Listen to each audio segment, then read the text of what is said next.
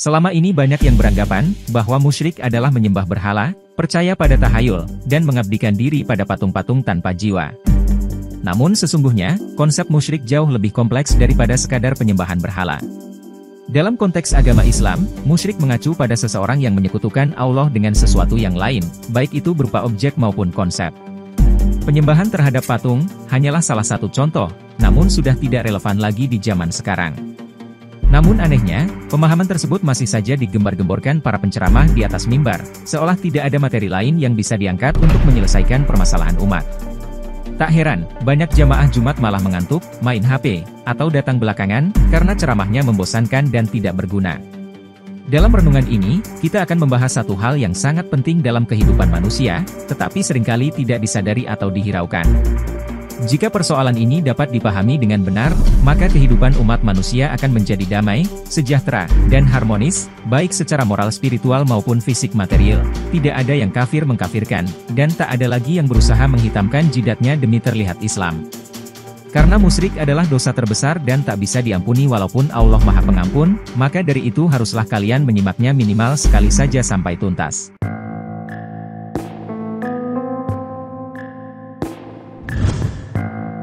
Dalam tradisi dan doktrin agamis, istilah musyrik mengacu pada orang yang menduakan atau mempersekutukan Allah. Bentuk kemusyrikan ini meliputi menyembah berhala, menempatkan tuhan-tuhan lain selain Allah, atau menyekutukannya dengan sesuatu atau seseorang. Pengertian ini sudah umum, dan sudah dibacakan berulang-ulang sampai jamaah bosan mendengarnya, karena hanya merupakan konsep abstrak, dan selalu diceritakan zaman jahiliyah, bukan zaman sekarang atau kekinian. Sebagai seorang hamba, kita harus menyadari bahwa Allah adalah Tuhan yang pencemburu. Dia sangat murka kepada hamba-hambanya, yang mencintai atau mematuhi ilah-ilah, atau tuan-tuan lain selainnya. Ketika seseorang memiliki kecintaan kepada sesuatu melebihi atau menyamai cintanya kepada Allah, itu merupakan bentuk kemusyrikan. Jika kita merenungi semua aktivitas kemusyrikan yang umum diceramahkan, seperti menyembah patung, pohon, kayu, batu, keris, boneka, kulit macan, dan sejenisnya, sebenarnya hal itu hanya dilakukan oleh orang-orang yang kurang bijaksana, bodoh, penakut, dan tidak memiliki kepercayaan diri dalam menghadapi kehidupan ini. Aktivitas-aktivitas tersebut tidak memiliki hubungan langsung dengan Allah yang berhak untuk diabdikan. Tanpa dasar wahyu firman Allah, aktivitas-aktivitas semacam itu dapat dianggap sebagai sesuatu yang tidak manuk akal, tidak logis, tidak rasional, dan bertentangan dengan akal sehat. Oleh karena itu, semua aktivitas yang dianggap sebagai perbuatan syirik yang telah diajarkan secara luas dalam tradisi dan doktrin agama, adalah kebodohan sosial dan spiritual belaka. Aktivitas-aktivitas tersebut tidak akan membuat Allah cemburu atau marah, atau bahkan hanya merupakan bentuk kemusyrikan yang kecil. Sebaliknya, kemusyrikan yang sesungguhnya, adalah bentuk kedzoliman yang besar, yang tentu saja akan membuat Allah merasa cemburu dan marah. Allah telah menegaskan secara tegas mengenai kemusyrikan ini dalam beberapa ayat Al-Quran. Misalnya dalam surat Al-An'am ayat 88, Allah menyatakan bahwa petunjuknya diberikan kepada hamba-hambanya yang Dia kehendaki. Jika mereka mempersekutukan Allah, amalan mereka akan lenyap. Dalam surat An-Nisa 36, Allah memerintahkan untuk menyembahnya saja, tidak mempersekutukannya dengan apapun.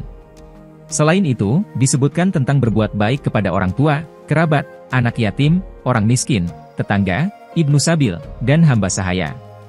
Allah tidak menyukai orang yang sombong dan membanggakan diri.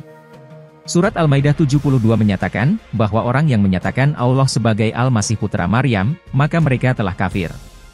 Allah mengharamkan surga bagi orang yang mempersekutukannya, dan tempatnya adalah neraka. Dalam surat Al-An'am 151, Allah memerintahkan untuk tidak mempersekutukannya dengan sesuatu apapun. Dia juga melarang perbuatan-perbuatan keji, dan pembunuhan jiwa yang diharamkan, kecuali dengan sebab yang benar. Luqman memberikan wasiat kepada anaknya untuk menjauhi kemusyrikan, seperti yang terdapat dalam surat Luqman 13. Kemusyrikan adalah dosa besar, dan Allah tidak akan mengampuni dosa syirik. Surat An-Nisa 48 dan 116, mengonfirmasi bahwa Allah tidak mengampuni dosa mempersekutukannya dengan sesuatu. Allah hanya akan mengampuni dosa selain syirik bagi siapa yang Dia kehendaki, tetapi bagi yang mempersekutukannya, mereka telah tersesat sejauh-jauhnya. Dalam beberapa ayat tersebut, terlihat semakin jelas, bahwa Allah sangat membenci hamba-hambanya yang terlibat dalam tindakan syirik atau musyrik. Lantas, apa sebenarnya yang dimaksud dengan kemusyrikan tersebut? Banyak yang menyangka, bahwasanya kaum kafir Quraisy jahiliyah adalah orang-orang yang tidak beribadah kepada Allah sama sekali. Atau lebih parah lagi mereka mengira bahwasanya kaum kafir Quraisy adalah orang-orang yang tidak beriman tentang adanya Allah. Dalam surat Yunus ayat 31 Allah berfirman, "Katakanlah, siapakah yang memberi rezeki kepadamu dari langit dan bumi? Atau siapakah yang kuasa menciptakan pendengaran dan penglihatan? Dan siapakah yang mengeluarkan yang hidup dari yang mati dan mengeluarkan yang mati dari yang hidup? Dan siapakah yang mengatur segala urusan?" Maka mereka akan menjawab, "Allah." Maka katakanlah, mengapa kamu tidak bertakwa kepadanya? Atau dalam Al-Ankabut ayat 63, "Dan sesungguhnya jika kamu menanyakan kepada mereka, siapakah yang menurunkan air dari langit lalu menghidupkan dengan air itu bumi sesudah matinya, tentu mereka akan menjawab, Allah." Katakanlah, segala puji bagi Allah, tetapi kebanyakan mereka tidak memahaminya. Dalam ayat-ayat ini terlihat, bahwasanya orang-orang musyrik itu mengenal Allah, mereka mengakui sifat-sifat rububiyahnya, yaitu Allah adalah pencipta, pemberi rezeki, yang menghidupkan dan mematikan, serta penguasa alam semesta.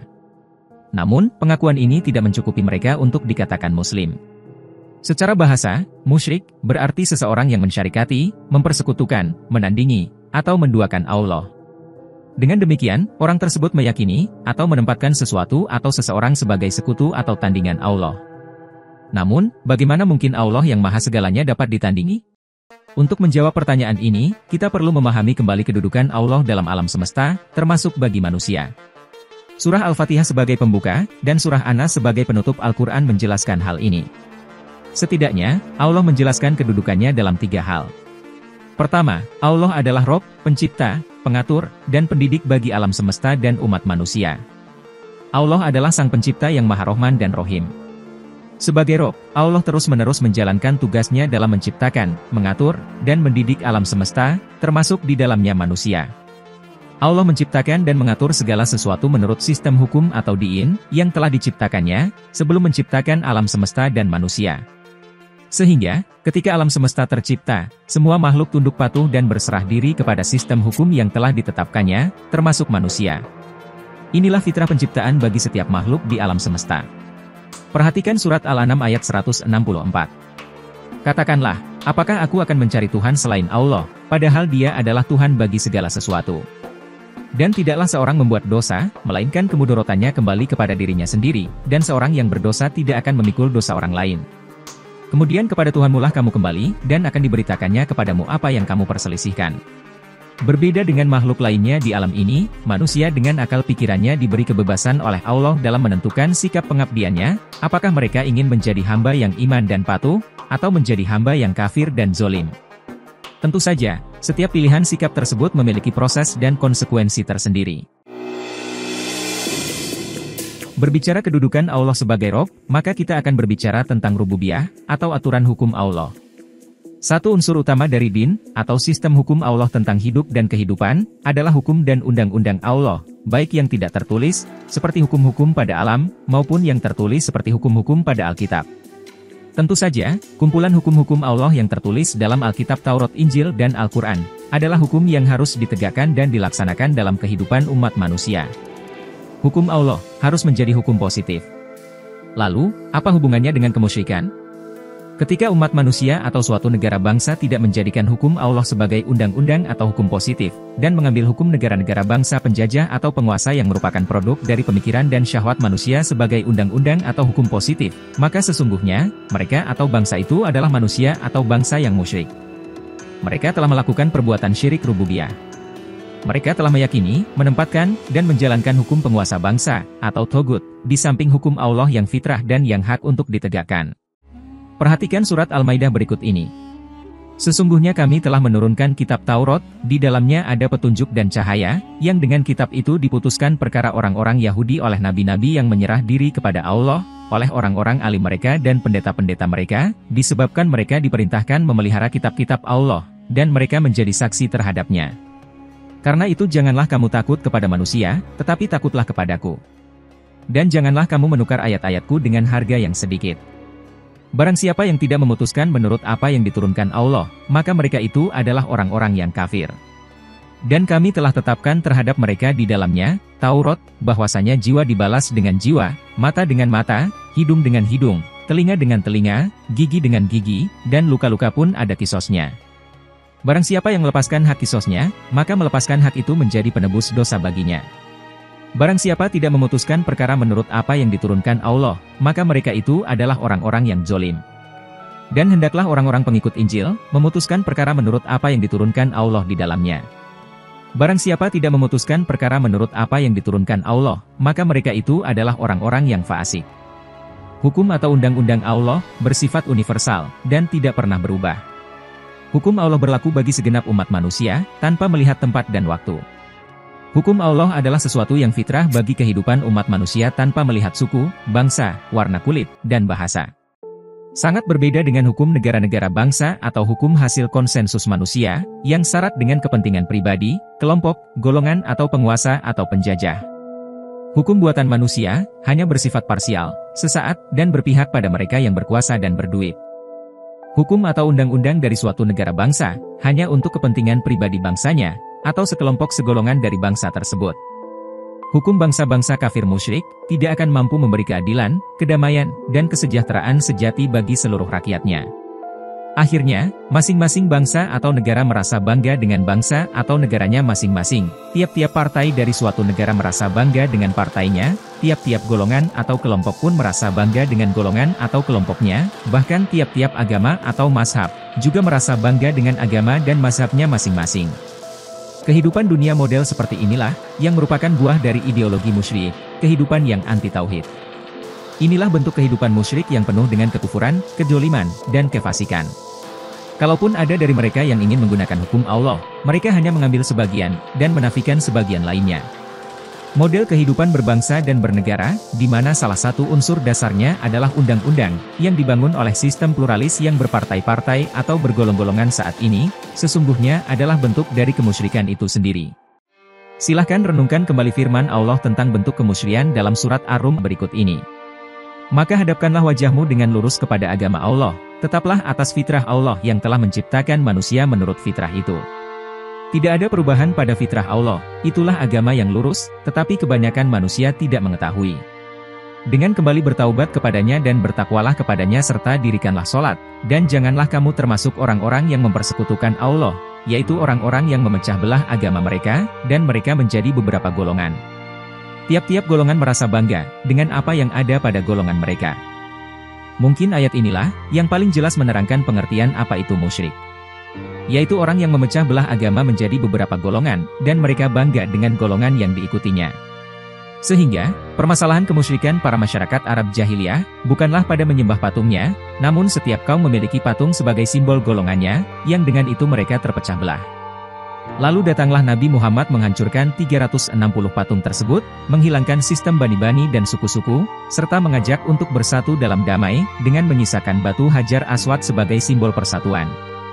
Namun sepeninggal beliau, rasa kesukuan itu muncul kembali, seperti munculnya Bani Umayyah dan Bani Abbasiyah, serta bani-bani yang lain. Sekarang, lihat sekeliling kita, jika kita hidup dalam lingkungan demikian, berarti kita sedang hidup dalam kehidupan musyrik. Jika kita meyakini dan menjalani model kehidupan seperti itu, berarti kita sedang berbuat syirik atau menjadi seorang musyrik, suatu dosa yang tidak dapat diampuni oleh Allah. Selain itu, semua pengabdian atau amal ibadah yang diperbuatnya tidak akan bernilai di sisi Allah. Perhatikan firman Allah dalam Al-Quran Surat At-Taubah ayat 28, Hai orang-orang yang beriman, sesungguhnya orang-orang yang musyrik itu najis. Sekali lagi, orang-orang musyrik itu najis di hadapan Allah. Tentu saja, najis yang dimaksud bukanlah najis secara fisik yang sering dibahas dalam mazhab fikih, akan tetapi najis secara spiritual atau akidah. Mereka memiliki kesadaran dan keyakinan, atau ideologi musyrik, yang dijadikan landasan dalam berbangsa bernegara, khususnya dalam menjalankan hukum dan undang-undang. Kedua, kedudukan Allah sebagai Malik, Raja atau penguasa.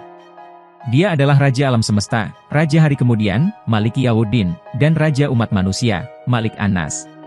Kerajaannya meliputi langit dan bumi, beserta segala makhluk yang ada di antara keduanya. Itulah wilayah kekuasaan Allah, termasuk bumi di mana manusia berdiam dan beraktivitas. Sangatlah logis, jika seluruh makhluk yang ada dalam kerajaannya, tunduk patuh, atau berislam kepada kekuasaannya, yakni tunduk patuh pada aturan hukum dan undang-undang Allah. Tidak boleh ada satupun makhluk yang menjadi pemilik, atau raja dari makhluk lainnya. Semua makhluk, termasuk manusia, harus tunduk pada kekuasaan sang pemilik, Raja Langit dan Bumi. Ketika seluruh makhluk di alam semesta dan umat manusia hidup sesuai dengan apa yang menjadi titah kehendaknya, maka kehidupan alam semesta dan alam sosial manusia akan dipenuhi keberkahan, yakni kehidupan yang harmonis, adil, damai, dan sejahtera. Yakni kehidupan jannah, kehidupan surgawi yang diidamkan oleh semua manusia berakal dan beriman. Para penguasa dari negara-negara bangsa, raja atau presiden di muka bumi ini, telah menjadi tandingan Allah dalam mengatur dan menguasai manusia. Di pihak lain, umat manusia telah memilih, dan menjadikan para raja dan presiden sebagai pemegang kekuasaan tertinggi atas negara dan bangsa masing-masing, sama seperti Fir'aun di zaman Nabi Musa. Inilah wujud dari kemusyrikan. Hukum dan undang-undang yang mereka buat, didasari oleh ideologi yang musyrik, dan para pemimpin yang mereka pilih pun dari sistem kekuasaan politik yang musyrik. Wajar, jika keharmonisan, keadilan, kedamaian, dan kesejahteraan sejati nan merata bagi semua lapisan rakyat dan alam sekitarnya tak kunjung nyata. Semuanya hanya menjadi impian dan janji-janji politik kosong, dari para penguasa atau calon penguasa. Ketiga, kedudukan Allah sebagai Al-Ma'bud, atau ilah bagi manusia, yang dalam surat Al-Fatihah ayat 5 dikatakan, hanya kepadamu kami mengabdi, dan hanya kepadamu kami meminta pertolongan. Secara bahasa, kata Al-Ma'bud berarti yang diabdi, yang ditaati, yang dipatuhi. Sedangkan kata ilah, berarti Tuhan atau Tuan, yakni sesuatu yang dicintai, sesuatu yang dikagumi, atau sesuatu yang ditaati keinginannya. Sehingga dalam hidup dan kehidupan ini, ada banyak hal yang dapat menjadi ilah atau Tuan, bagi manusia di samping Allah, termasuk berilah, atau bertuan kepada hawa nafsu pribadinya. Misalnya pernyataan Al-Quran Surat Al-Furqan ayat 43 berikut ini. Terangkanlah kepadaku, tentang orang yang menjadikan hawa nafsunya sebagai Tuhannya. Maka, apakah kamu dapat menjadi pemelihara atasnya? Atau apakah kamu mengira, bahwa kebanyakan mereka itu mendengar atau memahami? Mereka itu tidak lain, hanyalah seperti binatang ternak, bahkan mereka lebih sesat jalannya. Dengan demikian, yang berhak untuk ditaati segala kehendak perintahnya oleh manusia, hanyalah kehendak dan perintah Allah, Tuhan semesta alam, inilah yang juga disebut Tauhid Uluhiyah. Jika dalam kehidupan ini, kita masih memiliki kecintaan yang melebihi kecintaan Anda kepada Allah, kita memiliki keinginan selain keinginan yang diridai olehnya, kita memiliki ketaatan selain kepada kekuasaannya, maka berarti kita telah melakukan kemusyrikan, musyrik uluhiyah. Lalu, apakah kita harus menegakkan khilafah versi ormas-ormas radikal? Atau lantas kita tidak mentaati undang-undang yang telah ditetapkan pemerintah? Hanya orang-orang sumbu pendek yang akan menanyakan hal demikian.